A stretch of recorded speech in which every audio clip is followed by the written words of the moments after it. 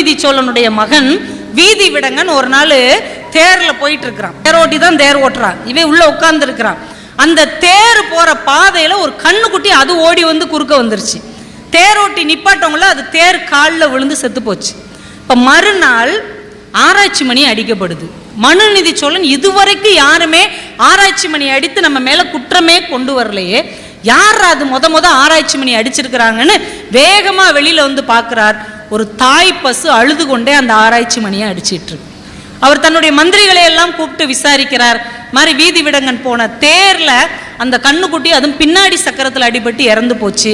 அந்த தாய் வந்து நீதி கேட்குது. சொல்றாங்க, இன்னொரு கண்ணுக்குட்டி எங்கிட்ட இருந்தாவது வாங்கிட்டு வந்து கொடுத்துடலாம், இல்லைன்னா கண்ணுக்குட்டி மாதிரி பாடம் செஞ்ச ஒரு பொம்மையை கொடுத்துடலாம், வேற என்ன பண்றது? அவர் சிரிச்சுக்கிட்டே சொன்னார், இந்த தாய் பசுவுக்கு என்ன பிரச்சனை? பிள்ளையை இழந்தது பிரச்சனை. ரைட். இப்ப தாய் பசுவுக்கு நீதி கொடுக்கணும்னா இந்த பிள்ளைய பத்த நானும் அதே துன்பத்தை அனுபவிக்கணும், ஏன் பிள்ளை அதே மாதிரி படுக்க வைங்க, தேர்காலில் இட்டு கொள்ளுகிறேன் என்று தமிழ்நாட்டில் மனுநீதி சோழன் தன் மகனை தேர்காலில் இட்டு கொன்றார் என்பது பெரிய புராணத்திலே வரக்கூடிய ஒரு புராண சம்பவம்.